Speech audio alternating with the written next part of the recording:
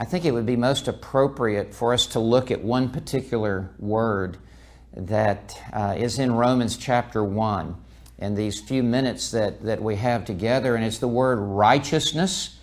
It's found in Romans 1 in verse 17, for in it, the it refers to the gospel, for in it the righteousness of God is revealed from faith to faith. When Martin Luther saw this word righteousness, it terrified him because he assumed that in order to get to heaven, he would have to have a righteousness equal to that of God.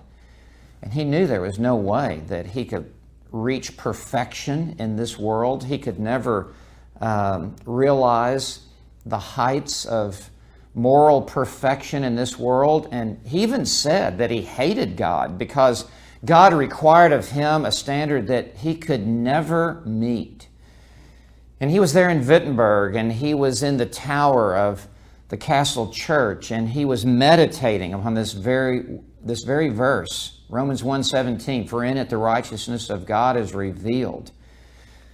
And as he meditated upon this verse and gave careful thought to it in the original language, it was like an epiphany moment. It was like the lights came on inside of his darkened mind. And in a moment, he understood the truth of God, that it is the righteousness that comes from God, that what God requires, God supplies and God provides in the gospel. This righteousness is the gift of God in the person and work of Jesus Christ. And it is the gift of God that is presented in the gospel message, and it is received by faith. This righteousness is being made right with God, and this comes from God Himself.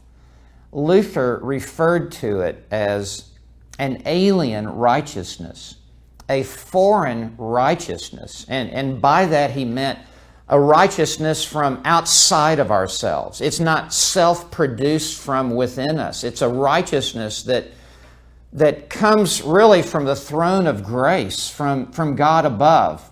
It's a righteousness that comes from another world. It comes down from heaven to the sinner the moment we believe in Jesus Christ. So I really need to ask you this personal question. Because you cannot meet God's perfect standard of righteousness, have you come to see that you need a righteousness that only God can provide for you? Have you come to see that salvation is not a reward for the righteous, but a gift for the guilty?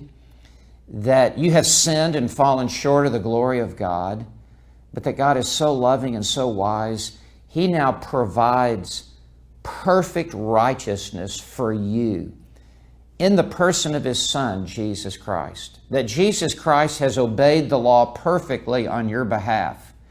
And this was consummated as He went to the cross. And by His act of obedience at the cross, He has fulfilled all righteousness, and He has secured righteousness for you. And it's offered as a free gift. You must receive it. And you must receive it by faith, and faith alone, not by your good works, but by simply entrusting your soul as an act of faith to Jesus Christ. Have you ever done this? Have you ever believed in Jesus Christ? If you have never done so, I would urge you this very moment to turn to the Lord and turn away from your sin and turn away from your self-righteousness and receive from God a righteousness that He alone can give you. It is by faith and faith alone.